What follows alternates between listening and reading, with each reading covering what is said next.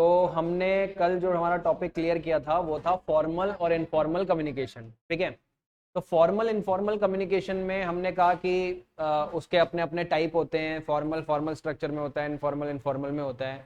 अब आपके पास बहुत बेसिकली छोटी छोटी चीज़ें आ रही हैं कि फॉर्मल स्ट्रक्चर के एडवांटेज क्या हैं, क्यों अपना है फॉर्मल स्ट्रक्चर। पहला, ये सिस्टमेटिक है, बिल्कुल सही है।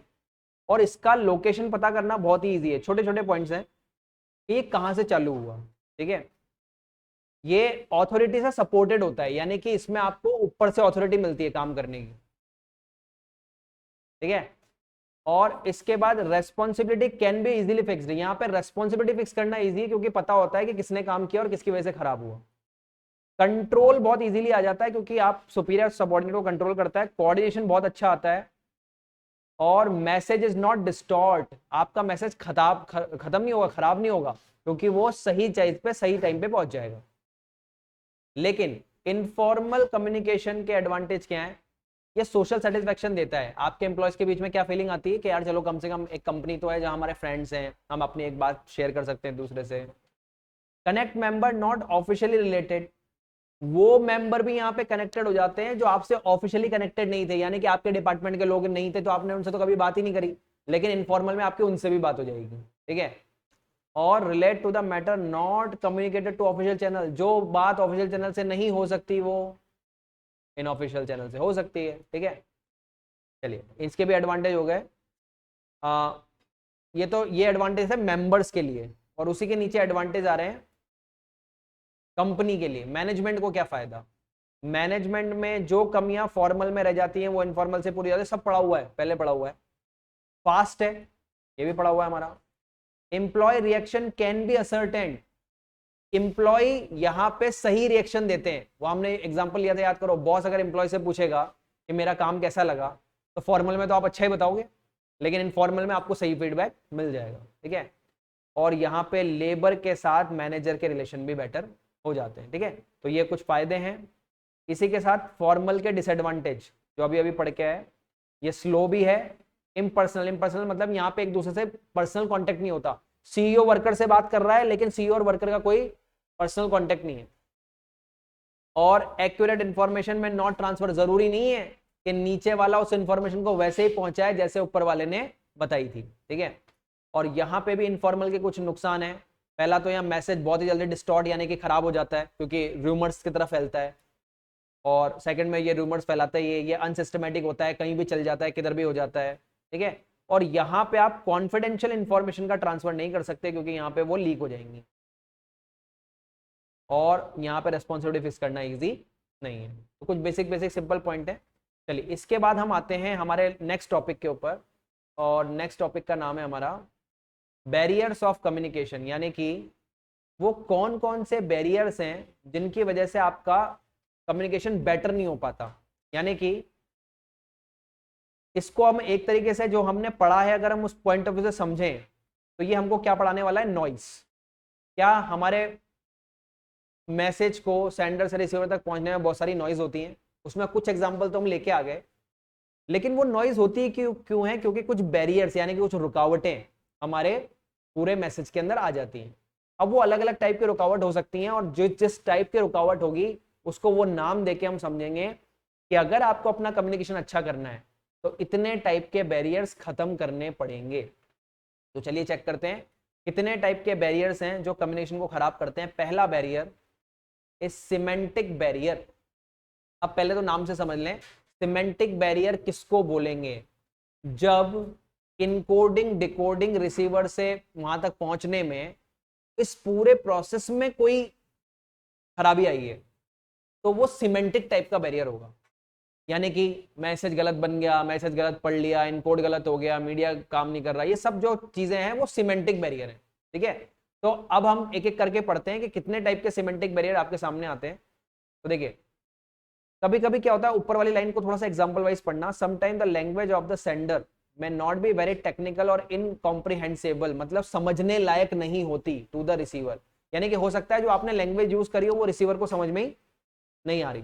ठीक है, मोर एवर कभी कभी आपके एक बहुत बड़ी प्रॉब्लम, अरे भाई हो सकता है ना कोई वर्ड किस वे में आपने लिया है और दूसरा बंदा उसको डिफरेंट वे में समझ ले। ठीक है, भाई एक ही वर्ड के बहुत सारे मीनिंग है, तो आपने किसी और मीनिंग में बोला, किसी और ने किसी और मीनिंग में समझ लिया, तो यहां से भी आपका मैसेज खराब हो सकता है। तो ये वाली जो टाइप की प्रॉब्लम होंगी इनको हम सिमेंटिक बैरियर में लेंगे। तो देखते चलते हैं एक एक करके कितने टाइप के सिमेंटिक बैरियर हमारे यहाँ पे क्रिएट हो सकते हैं। पहला सिमेंटिक बैरियर है बैडली एक्सप्रेस्ड मैसेज। अरे भाई ऐसा भी तो हो सकता है, सबसे बेसिक चीज, सबसे शुरुआती लेवल पे क्या हमने पढ़ा है, सेंडर एक मैसेज तैयार करता है कंटेंट, जिसको उसको मीडिया में भेजना है, तो उसने कंटेंट ही खराब तैयार किया है।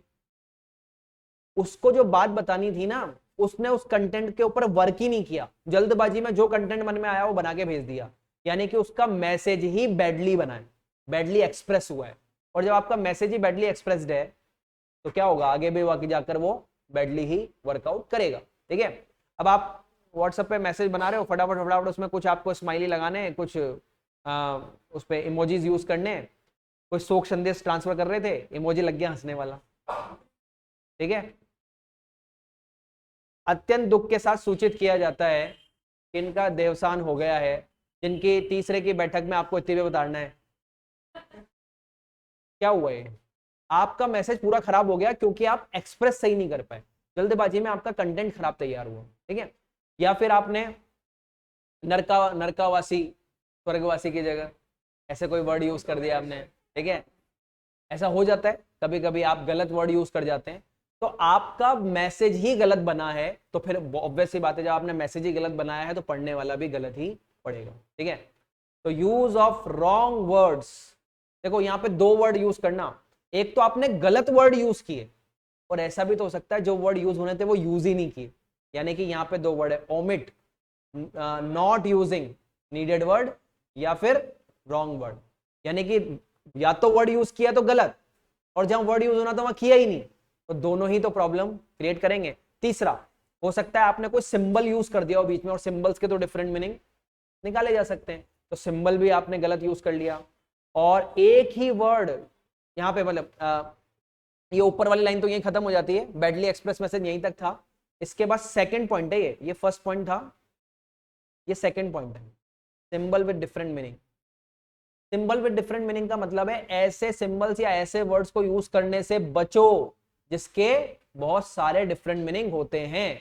तो आपने वर्ड ही ऐसा यूज किया जिसके सेवरल मीनिंग निकल सकते हैं, तो फिर हो सकता है आपने उसका कोई मतलब दूसरा लिया हो और समझने वाला उसका कोई मतलब दूसरा ले ले। इसके लिए मैंने आपको वर्ड दे दिया है वैल्यू, आप एग्जाम्पल में जरूर दे आएंगे। Value word in English have several meaning in several sentences. Example लिया था हमने, याद आ रहा है, बताइए। What is the value of this ring, what is the value of our friendship, what are your value in ethics. ठीक है, तो हर सेंटेंस में वैल्यू वर्ड बदल रहा है।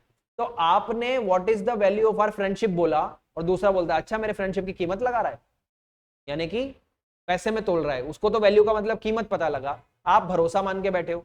तो वर्ड्स के मीनिंग अलग अलग हैं, इसलिए मैसेज खराब हो गया। ठीक है, तो यहां पे भी हमारे को एक प्रॉब्लम हो गई कि बैडली एक्सप्रेस मैसेज के बाद डिफरेंट मीनिंग वाले वर्ड आपने यूज कर ली। ठीक है, चलिए जी, डिफरेंटली आपने वर्ड यूज किए from the intended by the sender, उसका इंटेंशन अलग था, आपका अलग था। तीसरा तरीका जिससे आपका सिमेंटिक बैरियर आ सकते हैं, दैट इज फॉल्टी ट्रांसलेशन। ठीक है, फॉल्टी ट्रांसलेशन क्या कहता है, इसको थोड़ा सा एग्जांपल वाइज मैं आपको समझा देता हूं। मान लीजिए ये कब कब क्रिएट होगा, ये वाला बैरियर कब आएगा वो देख लेते हैं। तो ये बैरियर आने के लिए आपके पास क्या होना चाहिए कि ए जिसको आती है हिंदी, और इसे कोई बात बतानी है बी को जिसे आती है इंग्लिश, वो सिर्फ इंग्लिश जानता है, ये सिर्फ हिंदी जानता है। तो अब ये एक दूसरे से बात कर रहे हैं ना, तो दोनों एक दूसरे की बात समझ नहीं पा रहे, तो इनको क्या करना पड़ेगा, बीच में बिठाना पड़ेगा एक ट्रांसलेटर। ठीक है, सी जिसको हिंदी भी आती हो और इंग्लिश भी आती हो, तो ये पहले हिंदी में बात सुने और फिर उधर ट्रांसफर करे तो कम्युनिकेशन हो जाएगा। लेकिन इसमें सबसे बड़ा जो मीडिएटर है, इसका रोल होता है। अब मान लीजिए आपने किसी ट्रांसलेटर को बुलाया और वो ट्रांसलेटर खुद अधकचरा ट्रांसलेटर है, उसको आधी हिंदी और आधी इंग्लिश आती है। ठीक है, जैसे कि वो पहले होता था ब्रिटिश टाइम पे, ब्रिटिशर्स को कोई बात इंडियन से करनी होती थी तो उन्होंने ट्रांसलेटर रखे हुए होते थे, तो उसको आधी इंग्लिश भी आधी आती थी, तो वो कुछ भी सुन के उनको कुछ भी बता देता था। ठीक है। तो वैसा ही यहाँ पे भी हो सकता है। मान लीजिए ए ने कहा कि जी हम इनको बोलना चाहते हैं कि आप यहाँ आए तो आपका स्वागत है, आप ये बताइए कि आप कैसे कितना खुश हुए आप हमारे यहाँ आके, ऐसा इनको पूछिए। तो वो बोल रहा है यार ये स्वागत क्या होता है तो समझ में नहीं आ रहा है, इसके लिए क्या बोलूं। ठीक है। तो कोई ऐसे कोई वो ऐसा उटपटांग वर्ड यूज कर देगा कि आप यहाँ आए तो इनको कोई वर्ड दो ऐसा जो स्वागत के विपरीत हो। बहुत बुरा लगा। ठीक है। तो बी कह रहा है, बी कहेगा अरे मैंने तो इनके लिए इतना अच्छा काम किया और इनको बुरा लग रहा है मेरा आना। यानी कि इधर का मैसेज इधर ट्रांसफर करते टाइम अब ये ना बेचारे ए तो क्या समझ रहा है मेरा पैसे बहुत अच्छे से जा रहा है आगे। उन्हें बता दिया आपने, हाँ बिल्कुल बता दिया भाई साहब को, एकदम सही तरीके से बात बता दी। तो क्या हुआ, जो ट्रांसलेटर था वही फॉल्टी था। फॉल्टी था मतलब वो प्रोफिशिएंट नहीं था। यहाँ पे वर्ड हम यूज करेंगे प्रोफिशिएंट ट्रांसलेटर। अगर आप दोनों लैंग्वेज में प्रोफिशिएंट हो तो ही आपका मैसेज अच्छे से ट्रांसफर होगा, नहीं तो नहीं होगा। ठीक है। यहां भी हमारा एक पॉइंट बना। चलिए इसको एक बार पढ़ लीजिए, थ्योरी में पढ़ लीजिए एक बार फॉल्टी ट्रांसलेशन।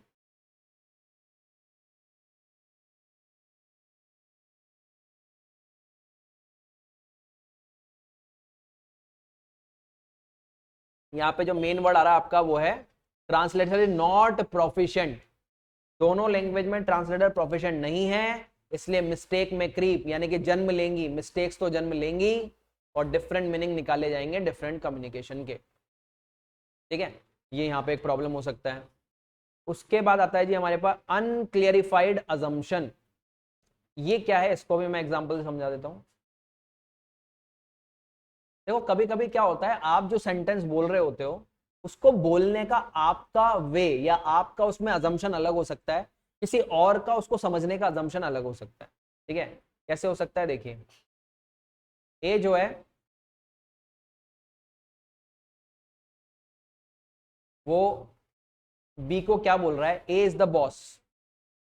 ठीक है। और उसने अपने एम्प्लॉय को बुलाया और बॉस ने एम्प्लॉय को बुला करके बोला, उन्हें कहा जी एम्प्लॉय भाई साहब हमारे एक बड़े ऑफिसर हमारी ब्रांच विजिट करने आ रहे हैं। ठीक है। तो आपको एक काम करना है, वो ऑफिसर का टेक केयर करना है, take care of our guest. ठीक है। आप हमारे गेस्ट की टेक केयर करें। ठीक है।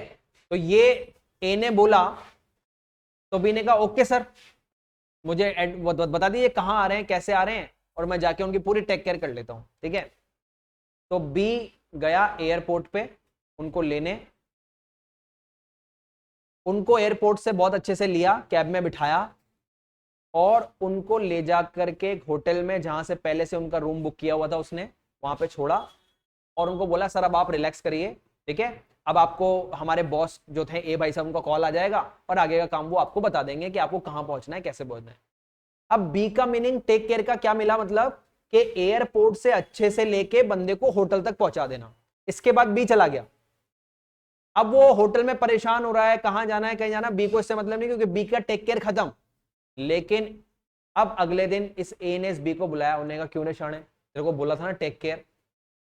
ठीक है। तो बी ने बोला सर मैंने तो किया टेक केयर। उन्होंने कहा क्या टेक केयर किया, कि सर बिल्कुल सही तरीके से उनको वेलकम करके एयरपोर्ट से होटल लेके गया हूं। तो ये बोल रहा है अबे ये मतलब थोड़ी था पूरा होल डे का टेक केयर करना था। तो क्या उसका टेक केयर था होल डे का, इसका टेक केयर था सिर्फ वो ट्रांसपोर्ट का टेक केयर, मैं उनको होटल तक पहुंचा दूं ताकि वो अच्छे से रह लें। तो दोनों के टेक केयर में फर्क हो सकता है। तो टेक केयर चीज ही ऐसी है जिसके पीछे की बातें आप क्लियर ना करो तो टेक केयर कितनी करनी है ये कैसे पता, कितना मुझे उसका बातों का ध्यान रखना है ये आप मुझे बताते कि पूरे डे आपको उनके साथ रहना है तो मैं उनका पूरा डे साथ रह लेता। ठीक है। तो इसका अजम्पशन अलग, इसका अजम्पशन अलग, इसलिए क्या हो गया, बैरियर्स क्रिएट हो गए और कम्युनिकेशन खराब हो गया। पढ़िए इसका यही वाला एग्जांपल उसमें भी आया हुआ है, एक बार नोट्स में देखिए। अनक्लियरिफाइड अजम्पशन देखिए,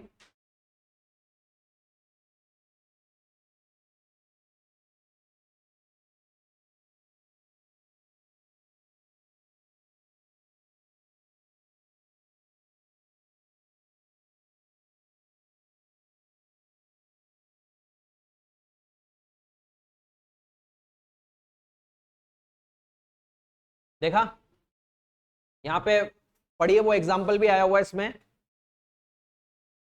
एग्जाम्पल भी देखते हुए चलना। इसमें टेक केयर वाला कौन सा एग्जाम्पल है देखो, यहाँ पे वो कह रहा है टेक केयर ऑफ गुड्स, तो वो भी एक अलग मैटर बन गया। ठीक है, सुपीरियर में should be taken care of while producing, while the worker में understand that goods should be kept safely. Worker ने समझा बस सेफली रखना है, बल्कि सेफली प्रोड्यूस भी करना था। तो यहाँ पे दोनों के मीनिंग अलग अलग हो गए। ठीक है, इसलिए अनक्लेरिफाइड अजम्पशन आ गया। चलिए, उसके बाद नेक्स्ट जो प्रॉब्लम आती है हमारे कम्युनिकेशन में, उसका नाम है, उस बैरियर का नाम है टेक्निकल जार्गन। ठीक है, और टेक्निकल जार्गन जो है वो कैसे काम करता है, ये आ गया आपका fourth. Technical jargon fourth type का बैरियर है, और टेक्निकल जार्गन कैसे काम करेगा वो देखें।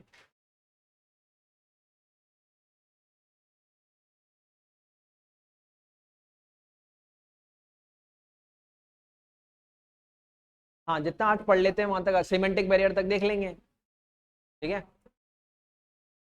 चलिए यहाँ पे हम जो पढ़ रहे हैं, हाँ ठीक है कोई बात नहीं, बैरियर से पहले पहले का पढ़ लीजिएगा। चलिए, टेक्निकल जार्गन कैसे काम करता है, इसका सिचुएशन देखें। ए और बी कम्युनिकेट करना चाहते हैं। A is a CA and B is a scientist. तो अलग अलग फील्ड के लोग बात करना चाहते हैं। ठीक है, तो जब अलग फील्ड के लोग बात करते हैं ना, तो बहुत बड़ी प्रॉब्लम होती है, सबको अपना ईगो होता है। ये कॉमर्स के हाई वर्ड यूज करेगा सीए, वो साइंटिस्ट ने कहा तुम्हें कम थोड़ी ले भाई, मैं भी मारता हूं तेरे पे साइंस के वर्ड। ठीक है, तो जब ये एक दूसरे से अपनी फील्ड के वर्ड यूज करके बात करेंगे तो कम्युनिकेशन खराब होगा, क्योंकि साइंटिस्ट इधर का नहीं समझ पाएगा, ये उधर का नहीं समझ पाएगा। मान लीजिए साइंटिस्ट ने उसको बहुत अच्छे से बताया, हमने रॉकेट को इस तरह प्लग्स जोड़ के इस तरह से वायरिंग सर्किट में ले जा करके इस तरह से काम किया। सीए ने कहा रुक जा बेटा, अभी मैं बताता हूँ तेरे को। ठीक है, बोलेगा मेरी जिंदगी में सब कुछ डेबिट है, कुछ भी क्रेडिट नहीं हो रहा। ठीक है, जिंदगी की बैलेंस शीट ही मैच नहीं कर रही, हर पल मेरी जिंदगी में सस्पेंस अकाउंट बना हुआ है। ठीक है, कोई तो मेरा ट्रायल बैलेंस मिला दो रे, खत्म ही नहीं हो रही। ठीक है, तो ये साइंटिस्ट कह रहा है ये क्या बोल रहा है, तो वही बोल रहा है तुम भी पहले क्या बोल रहे थे, सीधा सीधा बता देते, बढ़िया रॉकेट बना, इतनी स्पीड से ऊपर गया और मैं समझ जाता कि ये क्या हुआ, मेरे को क्यों ज्यादा समझा रहे थे। ठीक है, तो क्या ये दोनों लोग अगर अपने अपने फील्ड की बातें करेंगे तो ना ये इसकी बात समझ पाएगा ना इसकी, तो इन दोनों को कौन सी लैंग्वेज यूज करनी है जो कॉमन हो, जो सीए भी समझ सके और साइंटिस्ट भी समझ सके। ठीक है, तो आपको दोनों को कॉमन लैंग्वेज में बात करनी है, अपने अपने फील्ड की लैंग्वेज छोड़नी पड़ेगी, वरना ये टाइप का जो बैरियर क्रिएट होगा इसे हम बोलेंगे टेक्निकल जार्गन। क्या हो गया, टेक्निकल जार्गन। पढ़िए इसको एक बार जाके एक बार।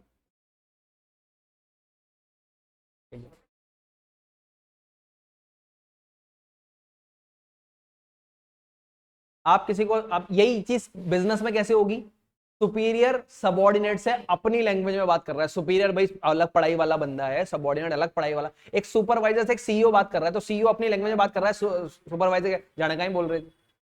ठीक है, फिर सुपरवाइजर क्या मैं सुनाता हूँ अब तुमको मशीन के बारे में, तो वो भी नहीं समझ पाएगा। तो सुपीरियर जब सबॉर्डिनेट से बात करे तो नॉर्मल लैंग्वेज यूज करे, सबॉर्डिनेट भी सुपीरियर से बात करे नॉर्मल लैंग्वेज यूज करे। ठीक है, तो विच में not be understood by the employ, और वर्कर उसको नहीं समझ पा रहे। ठीक है, तो यहां पे क्रिएट हो गया टेक्निकल जार्गन। ठीक है, लास्ट में जो प्रॉब्लम हमारे सिमेंटिक बैरियर्स आते हैं, जो कि हमारे प्रॉब्लम कर रहे हैं, प्रॉब्लम क्रिएट कर रहे हैं, उनका नाम है बॉडी लैंग्वेज और जेस्चर। जब हम लैंग्वेज की जगह बॉडी से और अपने जेस्चर से बात करना शुरू कर दें, तो पोस्चर और जेस्चर से जब आप बात करते हो तो उसके बहुत सारे मीनिंग निकाले जा सकते हैं। ठीक है, इसलिए बॉडी लैंग्वेज में बात करने पे डिफरेंट मीनिंग निकल सकते हैं। आपने कोई सीधा वर्ड बोला होता तो फिर भी ज्यादा वर्ड समझ में आ चुका होता, लेकिन फेस एक्सप्रेशन से और बॉडी मूवमेंट से बात करेंगे तो चीजें शायद समझ में ना आए। ठीक है, अभी मैं एग्जांपल दूं, मेरे को अभी मैं नीचे जा रहा था तो बंटी भाई साहब ने मेरे जात में चाय पीने जा रहा था, तो मुझे ऐसे बोला, ऐसे करा उसने। मैंने कहा भाई चाय पीने जा रहा हूं, दारू पीने नहीं। ठीक है, उन्होंने कहा नहीं नहीं 10 रुपए की चाय मंगा रहा हूं। तो मतलब पॉइंट क्या आ रहा है कि मुझे उसका मीनिंग थोड़ा अलग लगा, क्योंकि ये चीज जो वो यूज कर रहा है जब यूज होती है तो इसका वो मीनिंग निकाला जाता है। तो क्या ये बॉडी लैंग्वेज और जेस्चर जो हैं वो प्रॉब्लम क्रिएट कर सकते हैं? तो कम से कम यूज करें इनको, जितना ये कम यूज होंगे उतना ही ज्यादा आपका मैसेज सही से जाएगा। पढ़िए एक बार।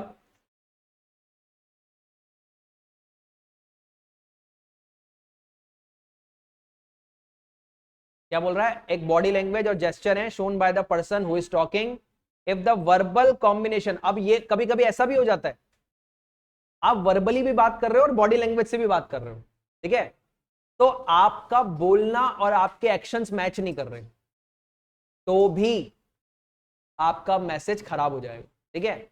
तो आप कोई बात करते टाइम आप बात बोल रहे हो बहुत प्यार वाली और एग्रेशन में बोल रहे हो, उन्हें कहा यार गुस्सा कर रहा है कि प्यार से बोल रहा है, समझ में ही नहीं आ रहा, तो वो मैसेज सही तरीके से नहीं जा रहा, ठीक है। तो ये जो प्रोसेस है वो भी आपको ध्यान रखनी है कि आपकी बॉडी आपके वर्ड्स को मैच करनी चाहिए, ठीक है। A verbal combination does not match his body language, अगर वो बॉडी लैंग्वेज को मैच नहीं करेगा, then the employee may get confused, वो कंफ्यूज हो जाएंगे और मिसअंडरस्टैंड कर लेंगे मीनिंग। तो अभी हमारे पास सारे सिमेंटिक बैरियर हो गए, एक एक लाइन में दोबारा बोल देता हूं। सिमेंटिक बैरियर्स लेते हैं।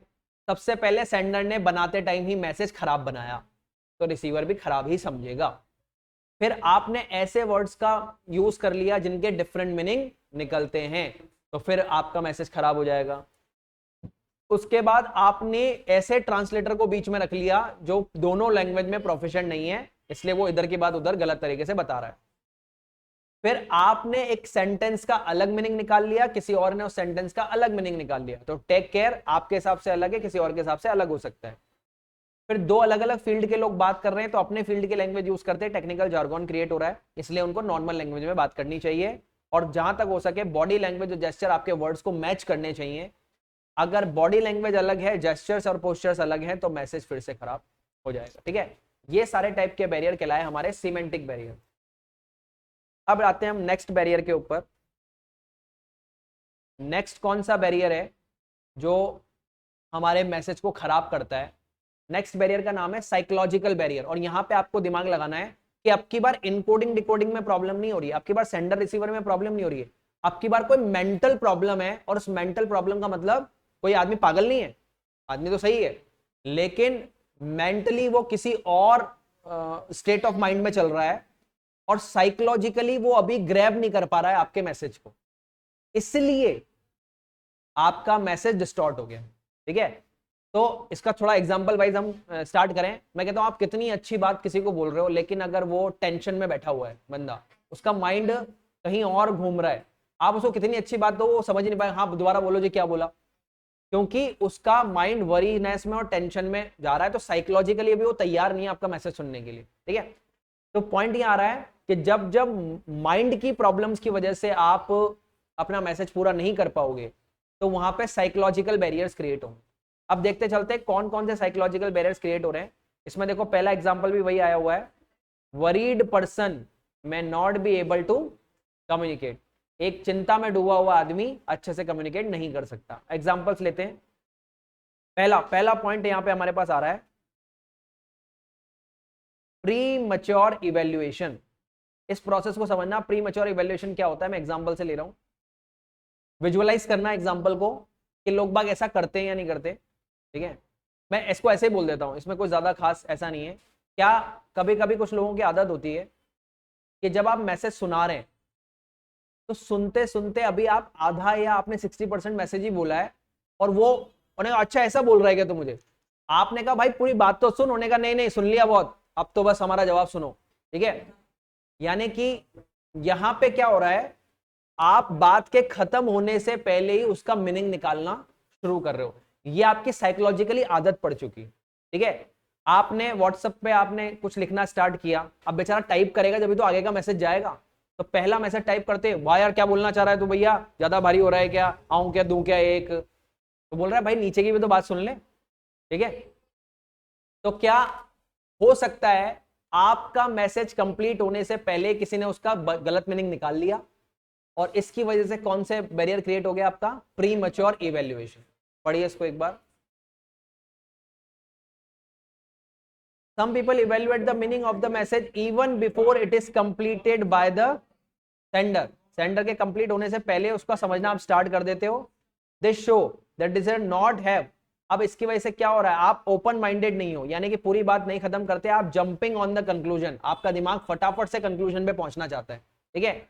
और आजकल ये एक साइकोलॉजिकल प्रॉब्लम भी हो गई है, जब से ये हमारे मोबाइल ने ये प्रॉब्लम क्रिएट करी है हमें, मतलब जब से रील्स बनने लगी हैं आपको हर चीज 5-10 सेकंड में चाहिए, ठीक है, फटाफट होने का, ये खराब रील होने का, आगे बढ़ाओ। आपको कोई 10-15 मिनट का वीडियो दिखा दे तो होने का कौन सी बोरियत, होने का हटाओ जी इस वीडियो को। क्या हो रहा है माइंड में, साइकोलॉजिकली एक बैरियर क्रिएट हो रहा है कि आपको 10-15 मिनट में अगर आप एंटरटेन नहीं हुए उसको देख के तो आप उसको हटा दोगे, ठीक है। तो आपको ये जो प्रॉब्लम है वो ये बता रहा है कि आप सीधा जंपिंग ऑन कंक्लूजन करना चाहते हो, आप पहले की बात सुनना नहीं चाहते। मान लो आप कोई 20-25 मिनट का वीडियो भी देख रहे हो ना, तो आधा आधा सरका के आगे बढ़ाओ जी, फटाफट कंक्लूजन क्या बोलना चाह रहा है, ठीक है। ये आप करने की कोशिश कर रहे हैं क्योंकि आप लॉजिकली डिड्यूस नहीं कर रहे हैं इट फ्रॉम द सिचुएशन, आप उस सिचुएशन को समझने की कोशिश नहीं कर रहे। तो क्या ये करना कहलाएगा प्री मैच्योर इवैल्यूएशन। दूसरा, ये तो था हमारा फर्स्ट पॉइंट।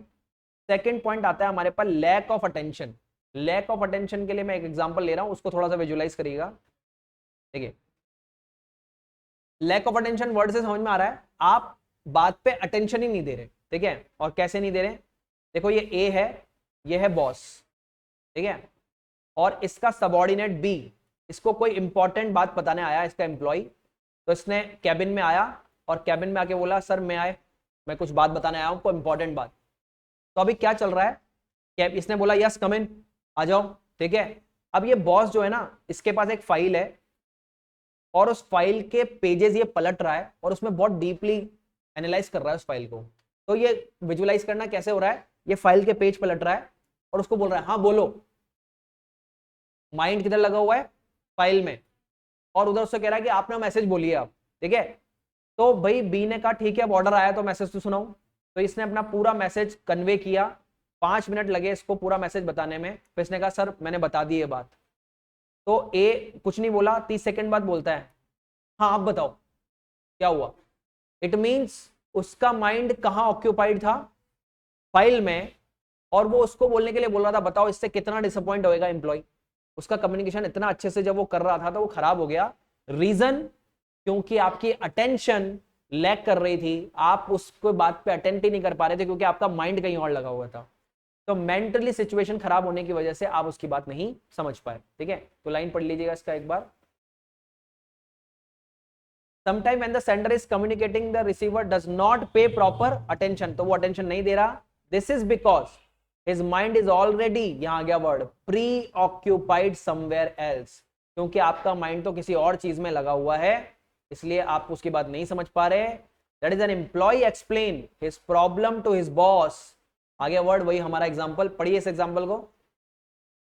एक एम्प्लॉय अपनी प्रॉब्लम बता रहा है और बॉस तो फाइल में बिजी है, ठीक है, इसलिए वो उसका मैसेज अंडरस्टैंड नहीं करेंगे। और लास्ट लाइन देखिए, एम्प्लॉय डिसअपॉइंट हो जाएगा, ठीक है। तो ये पूरा प्रोसेस आपका खराब हो जाएगा। चलिए इसके बाद थर्ड तरीका आता है हमारे पास। थर्ड में मैं 2 पॉइंट ले रहा हूं, एक है लॉस बाय ट्रांसमिशन और एक अलग से है पुअर रिटेंशन। दोनों थर्ड का पार्ट है, दोनों अलग अलग बातें, ठीक है। मैं एक छोटे से एग्जांपल से क्लियर कर रहा हूं। बताइए, ये आप भी मानते हैं कि अगर कोई कम्युनिकेशन बहुत लंबे चैनल से होके गुजरे तो नीचे पहुंचते पहुंचते वो चेंज हो जाता है, वो वैसी बात नहीं पहुंच पाएगी जैसे ऊपर वाले ने बोली थी। एमडी ने सीईओ को बताई, सीईओ ने मैनेजर को, मैनेजर ने सुपरवाइजर को, सुपरवाइजर ने फोरमैन को, फोरमैन ने वर्कर को। तो इतने लंबे चैनल से कोई बात आई है तो वो खराब होनी ही होनी है। इसे बोलते हैं लॉस बाय ट्रांसमिशन। ये ह्यूमन माइंड की आदत है कि जब आप अपना सुन के किसी और को बता रहे होते हो तो अपनी लैंग्वेज और अपने तरीके से बताते हो। सीईओ साहब का तरीका थोड़ी आप यूज कर पाओगे, तो नीचे जाते जाते जाते वो बात खराब हो जाएगी। ये तो है लॉस बाय ट्रांसमिशन। लेकिन इसी के बाद आता है जी हमारे पास पुअर रिटेंशन। ये भी एक साइकोलॉजिकल प्रॉब्लम है।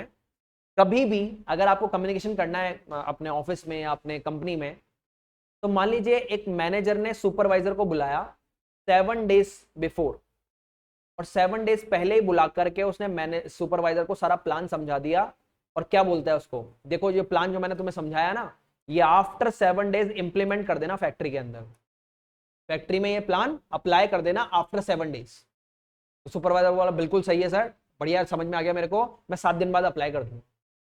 अब आप बताइए इसको कम्युनिकेशन कब हो चुका, 7 डेज पहले। और ह्यूमन माइंड की आदत है, जैसे जैसे टाइम निकलेगा उसका माइंड उन चीजों को भूलता चला जाएगा जो अभी अभी वो बहुत अच्छे से ग्रैब करके आया है, ठीक है। अब वो 7 दिन बाद उसको इतना अच्छे से रिकॉल नहीं कर पा रहा, और ऐसा भी हो सकता है 7 दिन बाद उसको याद ही नहीं आया कि मुझे आज प्लान अप्लाई करना था। क्यों? क्योंकि पुअर रिटेंशन, हर माइंड का एक प्रॉब्लम है कि वो बातों को लंबे टाइम तक रिटेन नहीं कर पाता, ठीक है। तो जब नहीं कर पाओगे आप, तो आपका मैसेज, अब मान लो उसको याद भी आ गया 7 डेज बाद कि मुझे आज करना है, तो वो कहेगा यार ऐसा बोला था, ऐसा बोला था, तो 30-40% बातें याद आएंगी, 60% नहीं आएगी, तो वो पूरा का पूरा मैसेज खराब हो जाएगा, ठीक है। तो लाइन देखिए क्या कह रहा है, when communication passes through various level, ये वाली लाइन बताना किसके लिए, लॉस बाय ट्रांसमिशन या पुअर रिटेंशन, ये जो लाइन है क्या हो जाता है, फिल्टर और लॉस्ट, ये तो हो गया लॉस बाय ट्रांसमिशन, ठीक है। और उसके आगे वाली लाइन बताइए, not able to retain the information for long time, क्योंकि वो इनअटेंटिव थे या इंटरेस्टेड नहीं थे उस चीज में। आप बताइए आपका किसी चीज में इंटरेस्ट ना हो और आपको कोई बार बार वो बात सुनाए, तो आज क्या, अभी शाम तक ही याद नहीं रहेगी क्योंकि इंटरेस्ट ही नहीं है। लेकिन जो इंटरेस्टिंग चीजें होती हैं वो लंबे टाइम तक याद रह जाती है, ठीक है। तो ये loss by transfer poor retention का पॉइंट बनता है। चलिए, ये हमारा तीसरे टाइप का हमारा बैरियर बना। और फोर्थ बैरियर जो है उसका नाम आ रहा है, देखो, डिस्ट्रस्ट। बड़ा सिंपल सा बैरियर है। क्या ऐसा नहीं हो सकता कि सुपीरियर को सबऑर्डिनेट पे, या मैनेजर को वर्कर्स पे, या सबऑर्डिनेट को सुपीरियर पे ट्रस्ट नहीं आ रहा, मतलब जिसके साथ आप काम कर रहे हो ना उसका आपके साथ ट्रस्ट का रिलेशन नहीं बन पा रहा, एक दूसरे पे हम क्या करते हैं, डिस्ट्रस्ट। तो बताओ जब आप ट्रस्ट ही नहीं कर पाओगे तो सुपीरियर सबऑर्डिनेट के साथ इसलिए कम्युनिकेट नहीं करना चाहता, यार इसको कोई बात बताऊंगा तो ये गलत यूज कर लेगा उसको। और सबऑर्डिनेट सुपीरियर से बात नहीं कर रहा क्योंकि यार ये बात में मेरे को गलत लगता है, ये नेगेटिव यूज कर लेगा इस बात को। यानी कि आप दोनों बात ही नहीं करना चाहते क्योंकि ट्रस्ट ही नहीं है। और जहां ट्रस्ट होता है वहां खुल के बात होती है, आप हर चीज उसके सामने रख देते, अपनी प्रॉब्लम बताते, वो आपको सोल्यूशन बताता, लेकिन ना प्रॉब्लम कन्वे हो रही है ना सोल्यूशन कन्वे हो रहे हैं क्योंकि दोनों में डिस्ट्रस्ट है, ठीक है। तो इसके लिए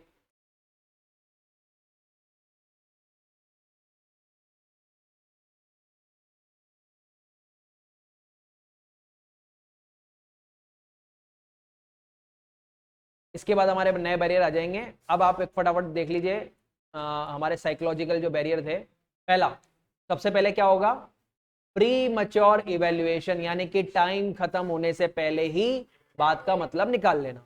लैक ऑफ अटेंशन, आप पहले से किसी चीज में ऑक्यूपाइड हो और आप दूसरी बात सुनने की कोशिश कर रहे हो। लॉस बाय ट्रांसमिशन, जितने लंबे चैनल से जाएगा फिल्टर और लॉस्ट हो जाएगा। और पुअर रिटेंशन, जिसमें आपका इंटरेस्ट ना हो, जिसमें आप इनअटेंटिव हो, वो बातें बाद में याद नहीं रहती, इसलिए वहां भी कम्युनिकेशन खराब हो रहा है। और दो लोगों के बीच में ट्रस्ट का रिलेशन नहीं बन पा रहा, इसकी वजह से भी वो दोनों बात नहीं कर रहे। तो 4 तो हैं हमारे साइकोलॉजिकल बैरियर, और अभी ऊपर पढ़ के आए हम 5, यहाँ पे 6 हैं। हाँ 6 हैं, चलिए, हाँ बिल्कुल बिल्कुल कर देते हैं, सही कर देते हैं। ये 4th है, ये 5th है, ये 6th है। तो 6 तो है आपके सिमेंटिक बैरियर, 4 है साइकोलॉजिकल बैरियर, 2 हो गए, टोटल मिलाकर 10 बैरियर्स हो गए, ठीक है। चलिए आज के लिए इतना ही।